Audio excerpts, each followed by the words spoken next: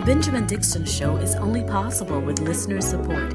Go to www.thebenjamindixonshow.com to register for our blog and join the Progressive Army.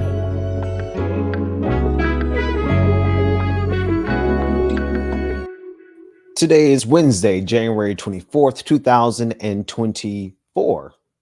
24th of 2024. Welcome everyone to the live stream. Are you up? The Benjamin Dixon Show, whatever we're calling it this days. It's good to see everyone. It's been so long. I'm looking at everyone in the chat room saying how long it's been. It has been a while.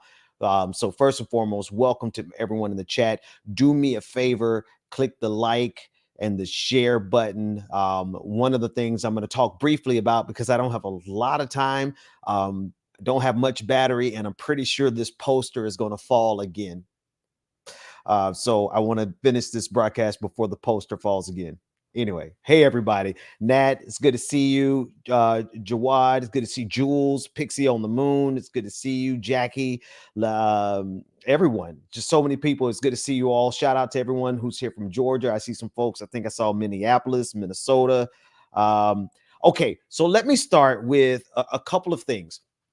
I haven't had a show consistently in a few months, and just real briefly why, because I've been doing a lot of research, a lot of development, and it's almost like it's not that I bit off more than I can chew, but it is a pretty big elephant that I am trying to stand up and start rolling out information. So you're going to get a whole lot more from me as we go, particularly over the next few months. I am going to give coverage of this upcoming election because I think it's very important. One of the things we're going to talk about tonight, the New Hampshire primaries, the surprise from Nikki Haley, the performance from Nikki Haley, why I like Nikki Haley and why I absolutely hope she never becomes president, but most certainly hope she beats Donald Trump. We'll talk about that. But I also want to talk about what's going on at the border, in particular, where I really believe we are as a country. Folks, if you've been following me any amount of time, one thing you know for sure is that I don't really deal in a lot of hyperbole. You will occasionally see me using a salacious title, but when you click on my stuff, I'm going to give you a sound, robust analysis that's grounded in reason and logic. That's just my MO. That's what I've done for years, and you can count on that. To that end, when I say stuff like these people want civil war,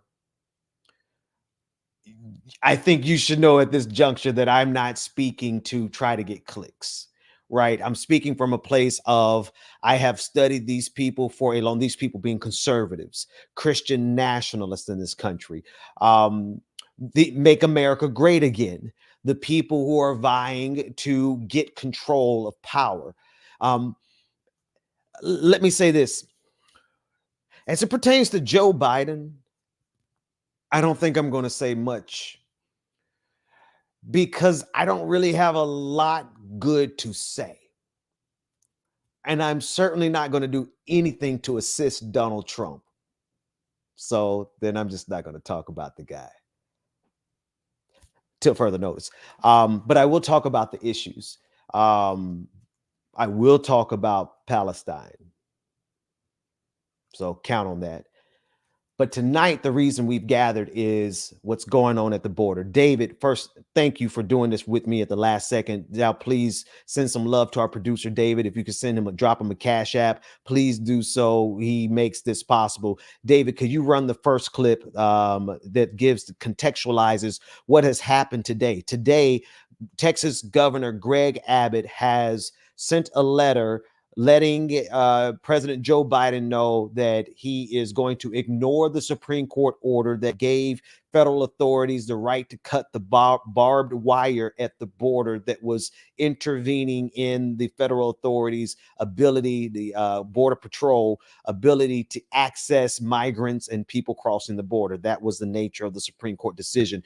Greg Abbott sent a letter outlining his legal and moral justification for ignoring the order from President Joe Biden. In the context, in the peanut gallery of this conversation, you have conservatives of every stripe calling for a confrontation between federal authorities and the Texas National Guard. They're calling for Greg Abbott to use the National Guard to do exactly what you see them doing, which is to defy the order from the Supreme Court, or rather the decision from the Supreme Court. And in reaction to it, they are anticipating, they being conservatives, are anticipating a confrontation with federal authorities. Why, you may ask, would conservatives be interested in having a confrontation between the state of Texas National Guard and federal authorities? Well, because they have had wet dreams and a fetish for a second civil war, quite frankly, since they lost the first Civil War. David, run the first clip. Patrol agents from the very latest on the border right now, the crisis and a standoff over the use of razor wire. Today, new video shows even more razor wire being put in along a contested section of the U.S.-Mexico border. This is happening even after the Supreme Court on Monday voted to let federal Border Patrol agents remove all of that wire. The razor wire was installed as part of Texas Governor Greg Abbott's security initiative at the border, known as Operation Lone Star. The Biden administration arguing now the razor wire prevents Border Patrol agents from doing their job. In a new statement, I want to share it with you this afternoon from the governor's desk. He says he's declared an invasion and invoking the state's constitutional authority to defend and protect itself, and it supersedes any federal statutes. All right. So that is the context of what's going on. Here's the thing. There are these little moments in history that could seem rather innocuous. I hope that as you see this order or this letter from Greg Abbott, that you don't let it just slide by you as something innocuous. And we'll put the letter on the screen and I'll deconstruct it a bit more so that you can understand his arguments. But what Greg Abbott has done is laid the legal groundwork for a confrontation between the state of Texas and its National Guard and federal authorities. You have voices on both sides of the equation now calling for what would be tantamount to a confrontation. Now, let's be clear. When I say confrontation in this regard, we are speaking of kinetic action. We're speaking of the very real possibility of the inflamed emotions of this situation at the border, as inflamed by Greg Abbott, who had every intention of inflaming the situation even more, because it helps Greg Abbott score political points. It helps him force a constitutional crisis. It helps him posture as if he is the hero of the story, and Texas is a victim of the big bad wolf of the federal government who isn't protecting them from this immigration crisis. And I put that in quotations because, well, there's a good argument against whether or not Greg Abbott's legal justification, considering this an invasion, is even viable. Okay, so the underlying arguments from Greg Abbott, they are fallacious, to be certain. He presents this as a false dichotomy between the federal government either doing what he says at the border, right, or that represents an abandonment of the state of Texas. So he creates this false dichotomy through the entire. So these are things that we expect from conservatives, from Republicans. We expect this disingenuous argument, this disingenuous logic, and this disingenuous framing. Here's the thing, folks. We've been so used to them doing this over the years that we don't see the inflection point. Right now, a governor of one of the largest states in the union with the history of secession has now laid the legal and moral justification, albeit I want to be clear, what he has in the letter is neither logically consistent nor is it morally consistent, and it's not constitutionally consistent, as I will I don't know, later, I guess I'll play or either drop a video later on. I use artificial intelligence to deconstruct the letter very quickly, and deconstruct it on every level, from the logical framing, which we found multiple fallacies, right? From the constitutional framing, Greg Abbott's justification and use of the Constitution to justify the state of Texas taking action against the decision of the Supreme Court doesn't even line up constitutionally. And then obviously on moral grounds, right? He's trying to frame this as a moral way of protecting the state of Texas. Here are why each of those positions important. Because if he can create a legal justification, a so-called constitutional justification, which, doesn't stand the test of credulity,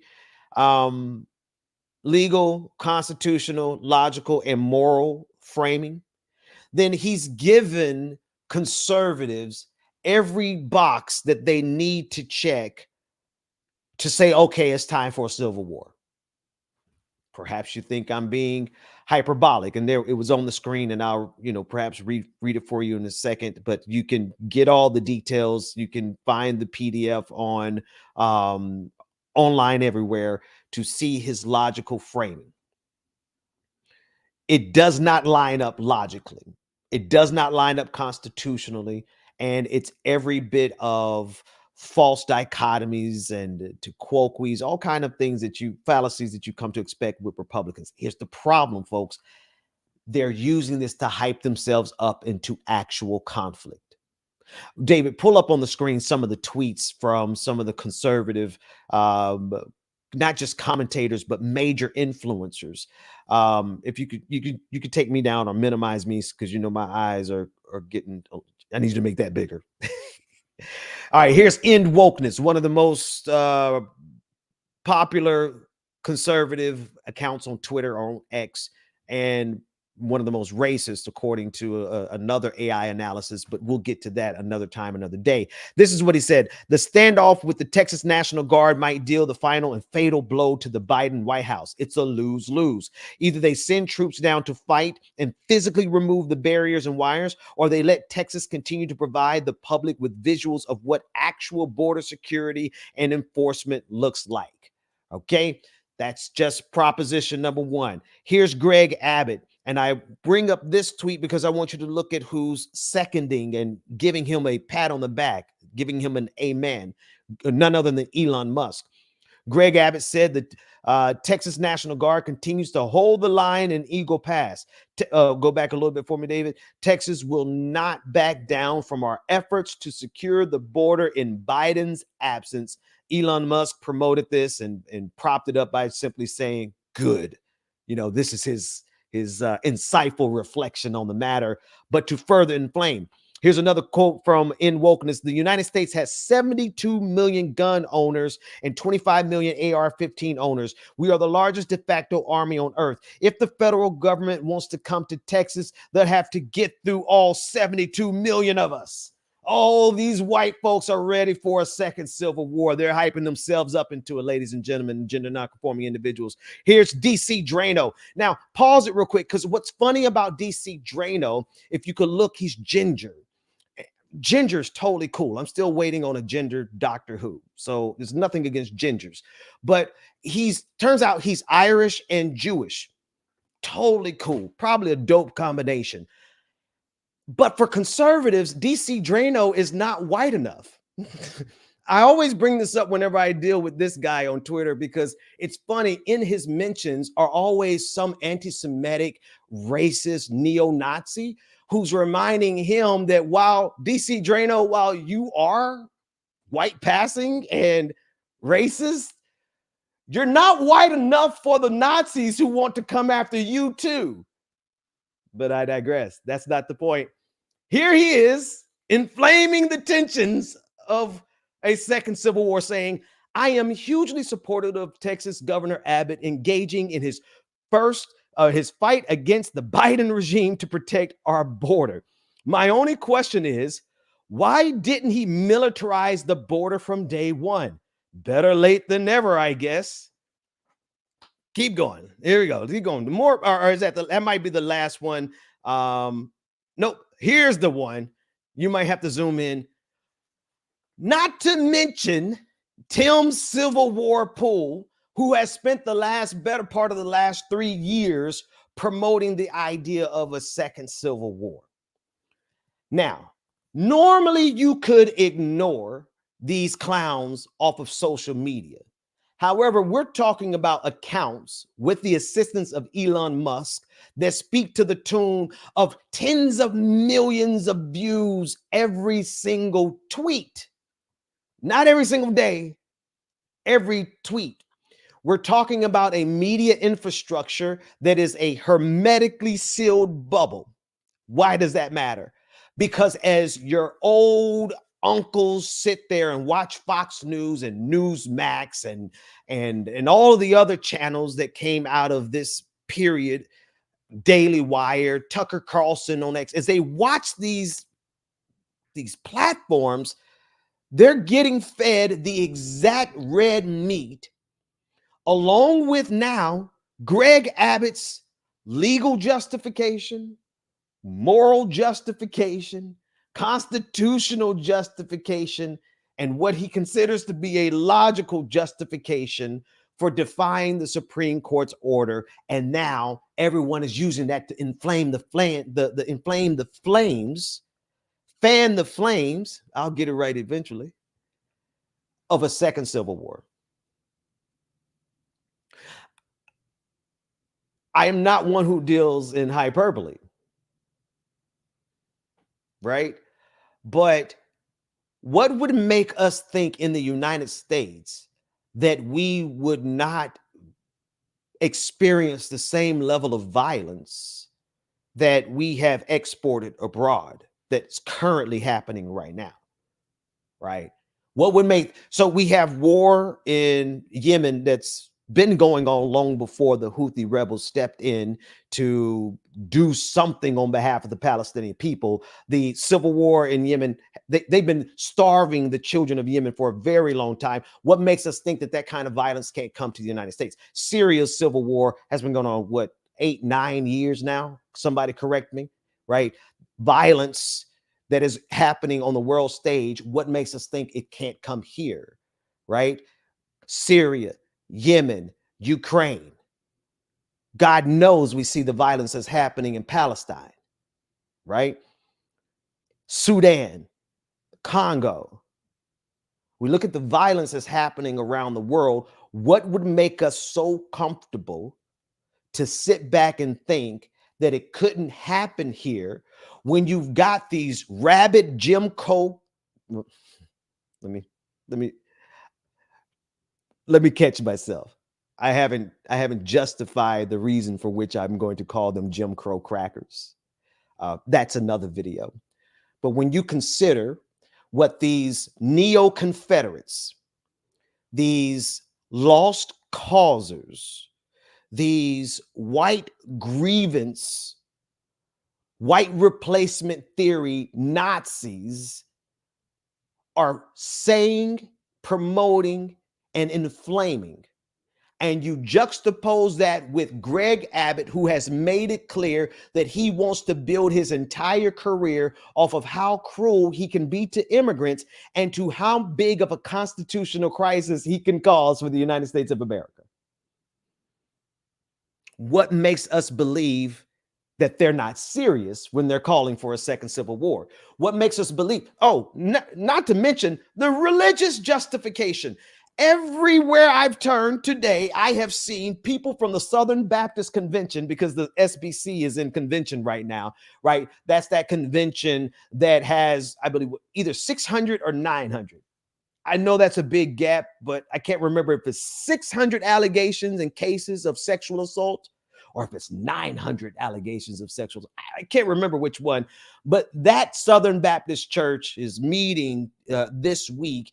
And I have seen Southern Baptist white Christian pastor after Southern Baptist white Christian pastor call for confrontation between the Texas National Guard and the federal government. So, folks, they've got a legal justification that doesn't stand the test, but that doesn't matter, right? By the time we go through the legal process of evaluating Greg Abbott's letter and the constitutional crisis that it creates, whether or not his legal argument is logical, he knows that's immaterial. But they have a legal argument.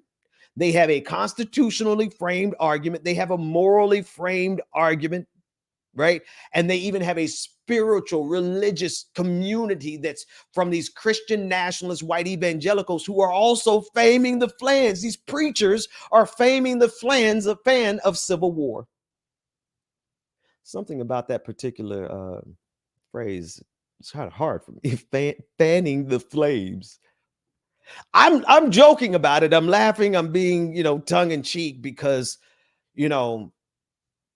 otherwise I would sound like Alex Jones over here, except I'd be accurate, right? I don't think that we can downplay them when they are seriously saying these things and they are incrementally moving us closer and closer to a confrontation. And now the question becomes, well, President Biden can simply federalize the National Guard of Texas. Sure, he can. But then that becomes a question of where do the loyalties of the leadership of the National Guard of Texas lie?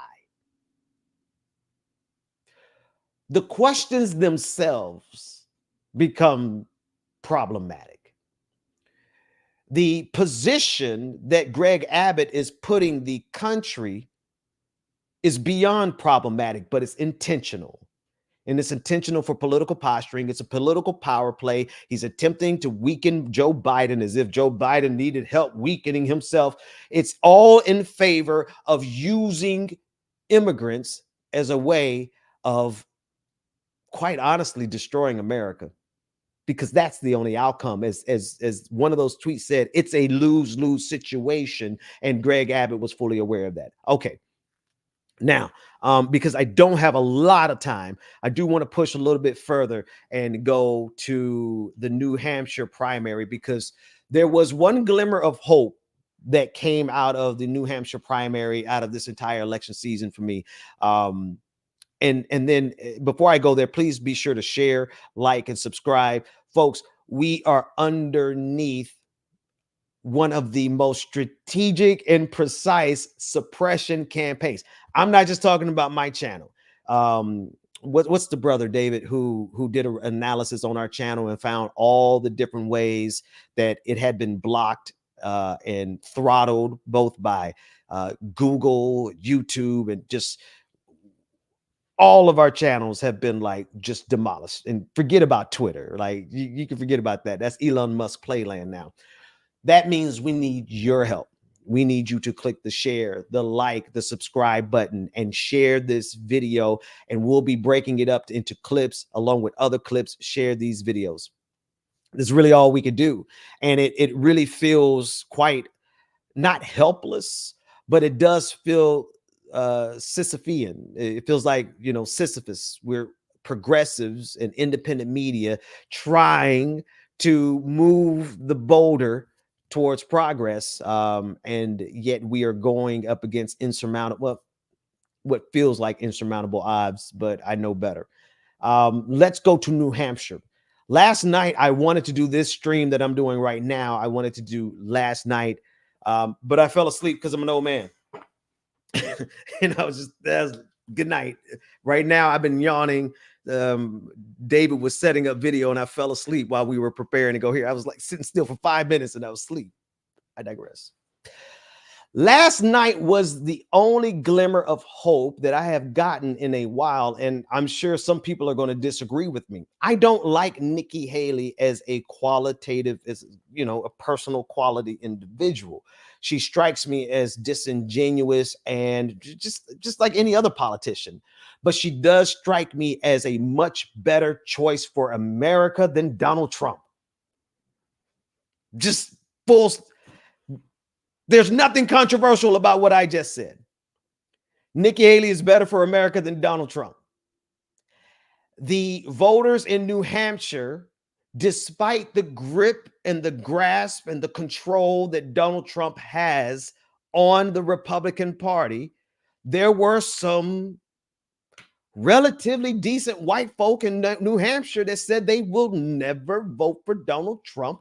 And so Nikki Haley came in, what was the percentage? She got 43.3% of the vote compared to Donald Trump's 54.3% of the vote. Now, folks, I know it's New Hampshire, and I know it's the primaries, and I know this is probably not going to be reflected through the South coming up.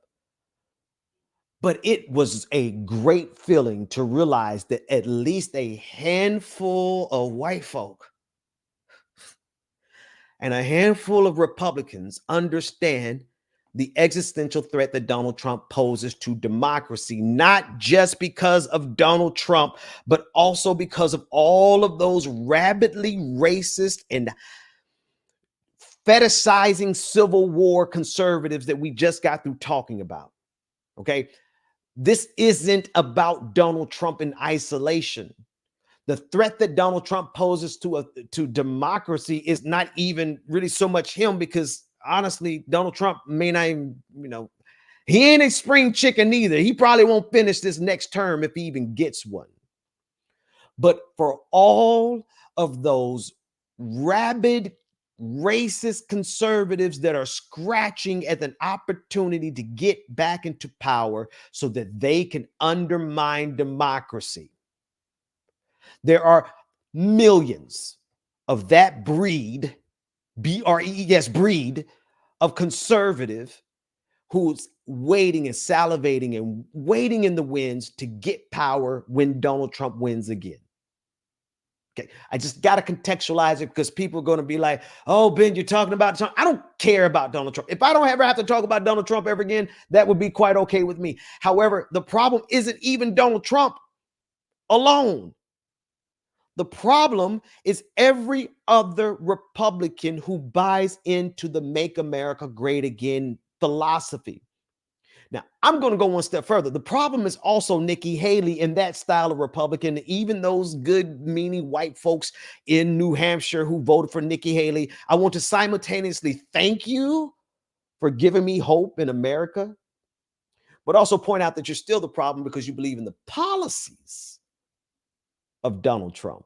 Nikki Haley believes in the policies of Donald Trump. David, play the clip of Nikki Haley's response to it wasn't a victory speech, but Donald Trump seems to think it was a victory speech. Here's Nikki Haley last night speaking about the very successful night I think she had in New Hampshire. At one point in this campaign, there were 14 of us running, and we were at 2% in the polls. Well, I'm a fighter. And I'm scrappy. And now we're the last one standing next to Donald Trump.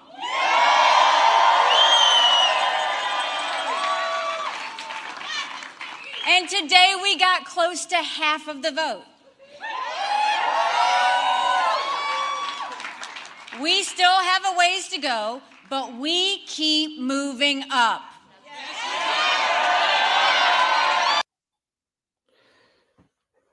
All right, so that's Nikki Haley. She's very upbeat. I see my opinion in the chat is not 100% popular, but that's okay. That's what we're here for. You can disagree with me. I still think Nikki Haley is a much better pick for America than Donald Trump would ever be. I think American democracy would live to fight another day with the Nikki Haley than the Donald Trump, which is why it encouraged me to see, it was encouraging to me to see there was a sliver of white folks and voters in New Hampshire who think similarly, that they can't just continue to follow Trumpism, make America great-ism, that type of destructive force and conservative thought that leads the wealthiest men in this country. I got to give you this before I move on. When we talk about January 6th, when we talk about the insurrection, when we talk about what these people are discussing now, which is a second civil war, we're talking about people whose pensions probably look pretty decent, who got decent transportation. They could drive their Tonka trucks up to Washington on January 6th. You know what I mean? The souped up trucks. They got retirement plans. They got jobs. They got money enough to take off weeks and come up there and try to overthrow the government. The people for whom this country has served the most, white conservative men. The people who own the biggest share of the economy in this country and the most political power in this country, white conservative Christian men. Those are the folks who want to overthrow our country. Those are the folks who are fanning the flames of a second civil war. I mean, that's the absurdity of the moment. And so when you see that type of absurdity, you got to get rid of that devil. Y'all,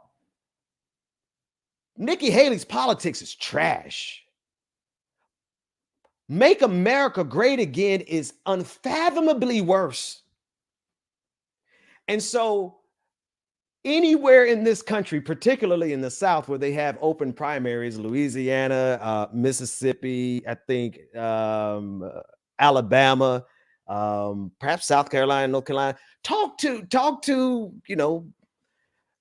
informed consultants like Brother Mundell Robson in the chat room. Shout out to you, brother. Squirrel Gang, Trap Squad. Thank you for dropping it. Somebody said Mundell made it rain. Mundell has shown up, made it rain. We thank you for that super chat, brother. Shout out to you. Is anybody else? Talk to political consultants who know, like Brother Mundell. One thing I know Mundell knows well, and I haven't had a chance to go over this strategy with them. So if someone like Mundell disagrees with me and wants to correct me, I'll accept that correction.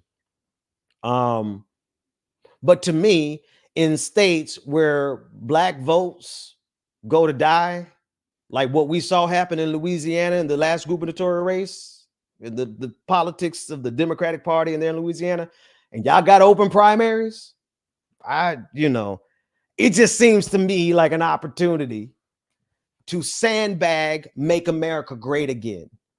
And the worst case scenario is you sandbag, make America great again, and you end up with the president, Nikki Haley.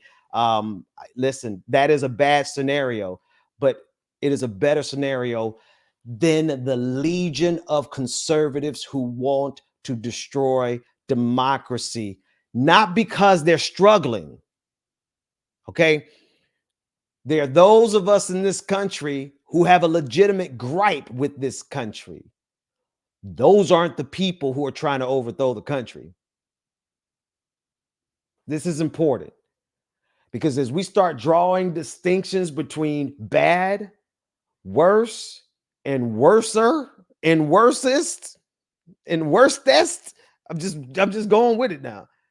When we start having to make these distinctions between genocide, and genocide, right? Because let's be clear on that. When it comes to Palestine, there would be no distinction between these administrations. I said I wasn't going to talk about the man, but I said I was going to talk about the issues. There would be no distinction. But you know where there would be a distinction? Whether or not we get another opportunity to fix this country because they have an express intention of overthrowing the mechanisms of democracy, because democracy has become an impediment for white, mediocre men like Donald Trump, like Elon Musk, like every one of those influencers on social media that's calling for civil war right now. Democracy is inconvenient for them. And so they want to destroy it. And so as we are choosing, somebody said in the chat, we're choosing between, like a crap sandwich and, it's somewhere in there. You can bring it up, David, if you can find it. This is a very, very horrible time. Not just from the perspective of us nice and comfortably safe inside of the empire because we are having to face a difficult choice. Yes, it's hard from a first world perspective, but I'm particularly talking about the fact that our entire planet is engulfed in war. Our entire planet is engulfed in war by and because of competing powers, East and West, because of the military industrial complex, East and West, but particularly West, and because our nation has been taken over since 1945, since World War II. Dwight Eisenhower identified the military industrial complex correctly. The very worst people on the face of the planet have control of power. And yet they have found ways of making bad even worse. The occupation in Palestine was already horrible. They found a way to make it even more insidiously evil and worse. Climate change was always coming, but they found a way to help us get there faster by creating the perfect mechanism for us to put our heads in the sand. Every single aspect, be honest with you guys, love you, mean it, not here to be a doomsdayer, but the bad guys are winning, folks. All of them. And it really is, I'll be honest with you, it really is bad enough for us to just come down to the one question: do we stand a chance?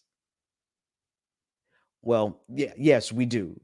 We do if we're willing to, one, move in nuance, move with intentionality, and move in solidarity. Because we honestly, like, real talk, I'm getting ready to get out of here. We cannot do this without us solidifying and reunifying with one another like we did years ago, and to put another push, another front against this action.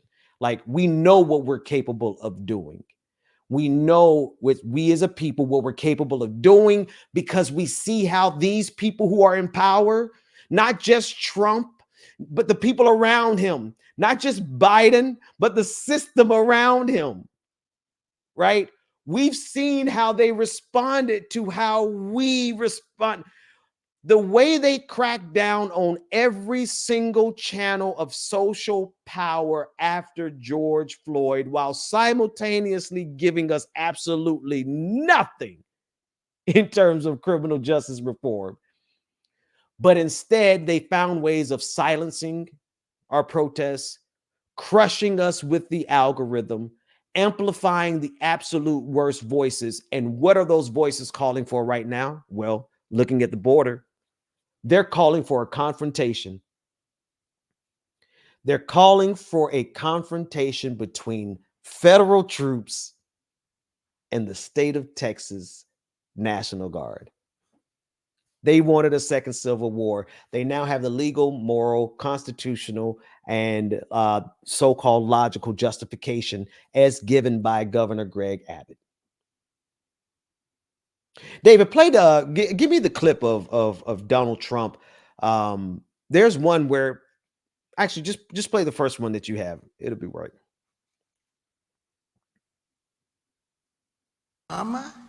We won an election that everyone said couldn't be won. Actually, give me the one where he's responding to Nikki Haley, his reaction to her campaign victory speech.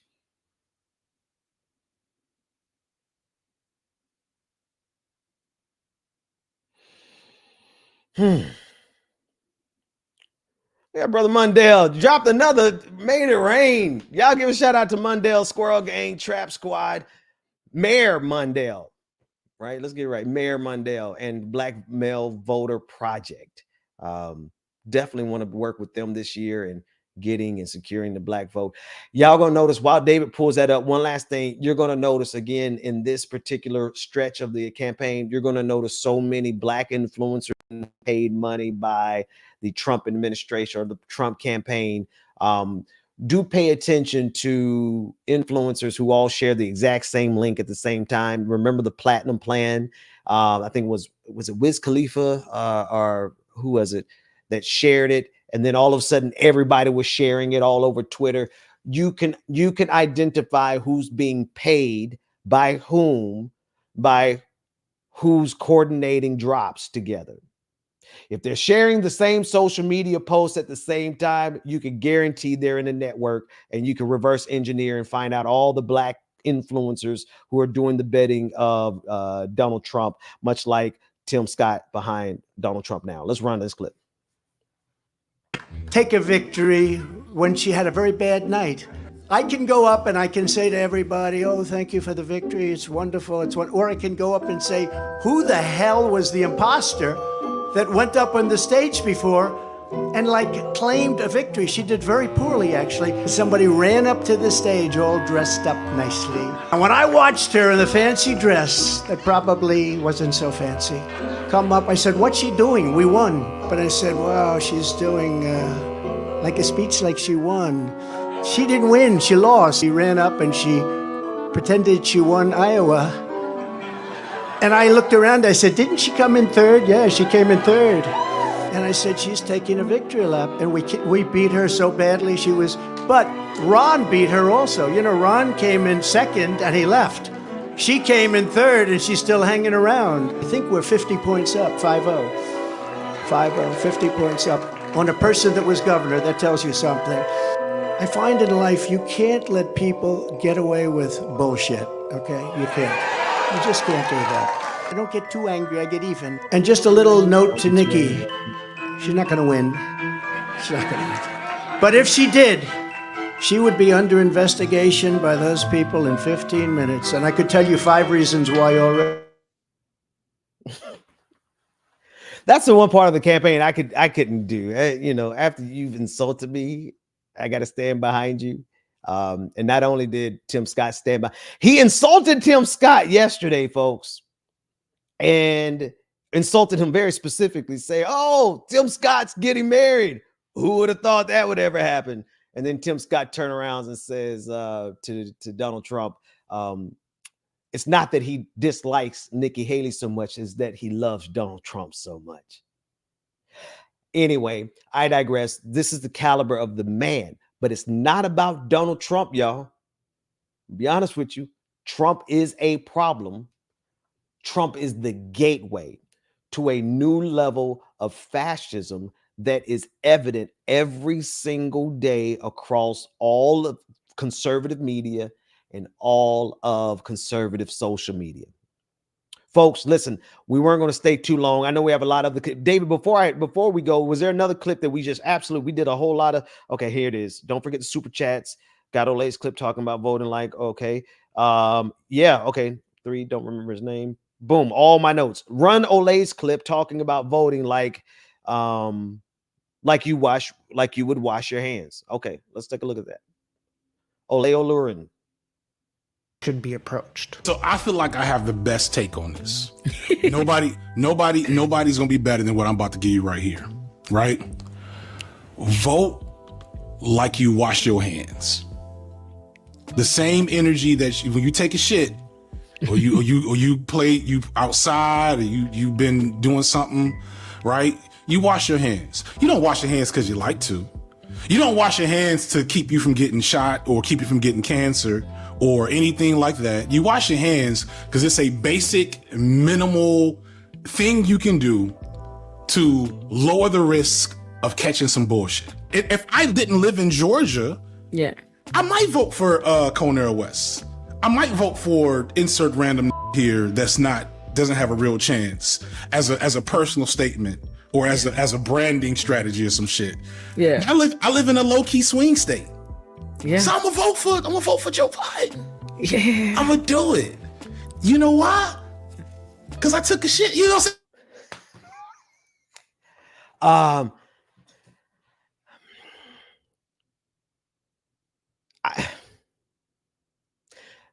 Stuff that's happened since October 7th has changed me permanently. That was a good clip, though. That's all I'm gonna say.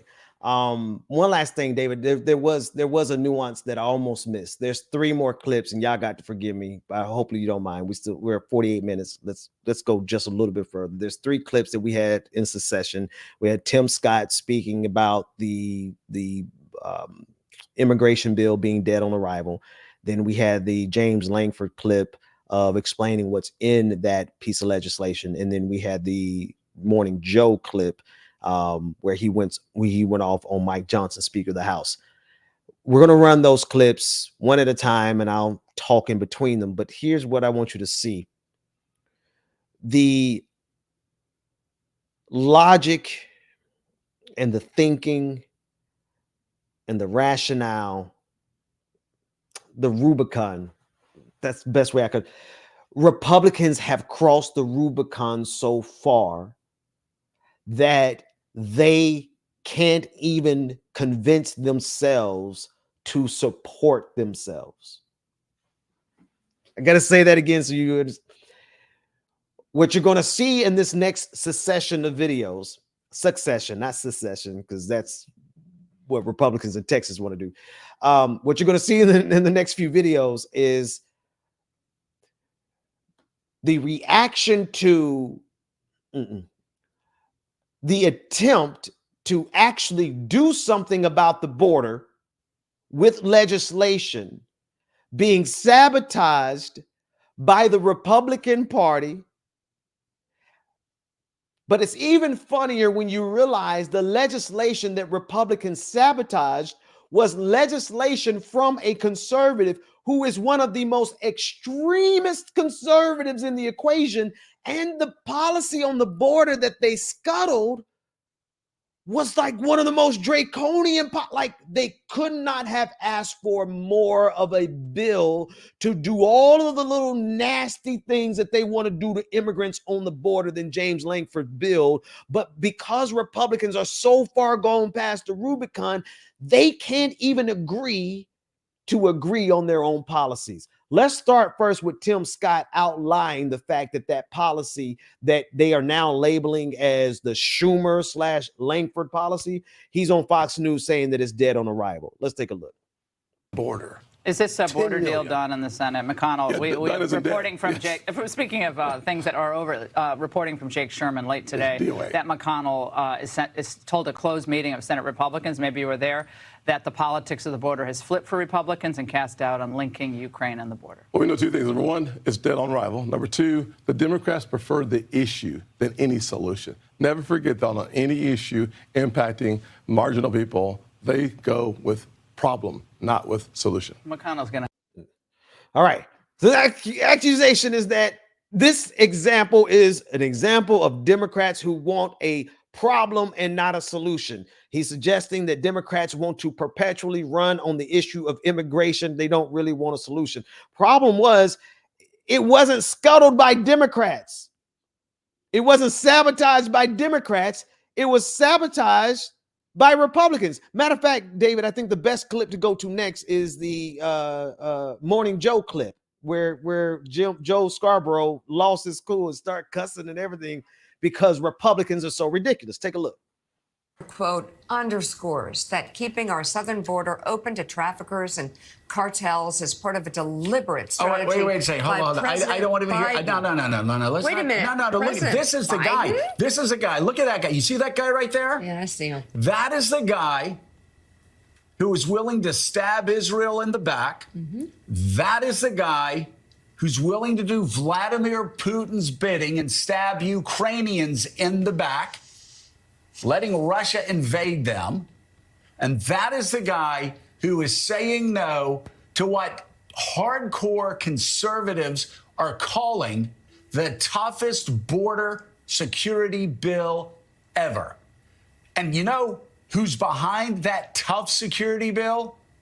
James Langford of Oklahoma, one of the most conservative Republicans in the House or the Senate, but it is Mike Johnson, because Donald Trump is telling him it is Mike Johnson who is stabbing Israel in the back. It is Mike Johnson who is stabbing Ukraine in the back. And it is Mike Johnson who is saying, let's keep the gates open for another 8 months and let illegal immigrants and fentanyl stream over the border after bitching about it for years. Now Republicans have a chance to do something about the southern border, and they say, no, No, we want fentanyl to keep coming across and killing our children. We want illegal immigrants to keep streaming into this country. We want Israel stabbed in the back. We want Ukraine stabbed in the back. We want Vladimir Putin to go all the way to Ukraine because that's what Donald Trump wants. Okay, I want to be sure. I certainly don't agree with all of the framing of Joe Scarborough's arguments. Certainly agree with him on Ukraine.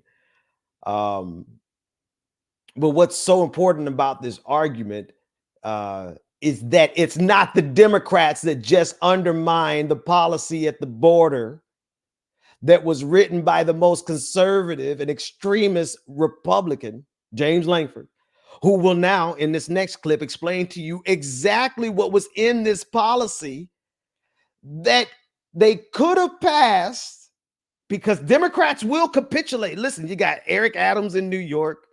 You know, you got Democrats who will capitulate and give in to the xenophobia that's at the root of this immigration argument. But it wasn't Democrats who scuttled this. It was Republicans for a very specific reason that James Langford is going to mention. I want you to listen very closely and please tell me in the chat room if you can identify the reason why Republicans are destroying themselves at this point. Run the clip, David. All over social media. I also encourage people at home to not believe everything you read on the internet. Actually pause until you actually get the real text. You got to take it back just a little bit to the top of this bill. Langford says those things have a cost, and we've got to figure out how to be able to balance out the policy and the cost on it. Monday's Supreme Court decision to allow Border Patrol agents to cut razor wire installed by the Texas National Guard only is making an issue already supercharged politically even more so. Langford says there's lots of misinformation about what's supposedly in the bill all over social media. I also encourage people at home to not believe everything you read on the internet. Actually pause until you actually get the real text to be able to see what's truly in the bill. Langford says he and the others at the table That's fine, knew right going there. in that working on Langford, put his face back on the screen and just pause it. Langford is one of the most conservatives in the conservative equation. He came up with a bill in the Senate that is draconian, that increases funding for deportation flights, increases the number of bed and detention centers. I mean, it just throws money at creating more of a police state for immigrants and asylum seekers and migrants. He's not able to get it passed, not only because of Donald Trump telling Mike Johnson to interfere, but because Republicans are buying into misinformation from other Republicans. And now Republicans, like James Langford, is having to tell other Republicans, wait a minute, take a minute to read the policy. Take a minute to read the bill. Don't buy into all the misinformation. Don't buy into all of the memes that come across social media that tells you X, Y, and Z when it's really A, B, and C. Republicans are not able to move forward because misinformation techniques that they used on the rest of America is now coming back to bite them in the behind. Oh, the Schadenfreude. Oh, the tangle web we weave. When we have to deceive and to lie and to spread misinformation to gain political power, what ends up happening in the end? Well, on the eve of what conservatives really want to be the second Civil War, we see what happens. We see what happens when you start down the path of disingenuous and bad faith argumentation that the Republicans and conservatives have been doing for years. Democrats do it too, but what we're talking about right now is what's happening at the border. They destroyed their own best policy, which was draconian and fascistic and everything a conservative would want. They destroyed it because of their own misinformation techniques. The problem is, though, is they're not just destroying that policy, that bill. They're destroying everything. They're pushing us to the brink Greg Abbott has intentionally caused a constitutional crisis. And now we need to see how Joe Biden is going to respond. I am curious to see, is he going to respond by sending federal troops down there to enforce this? Is he going to back down? Like they said, it's going to be a no-win, a lose-lose situation. And that's exactly the position that they want America to be in. That's exactly the position they need us to be in a lose-lose situation.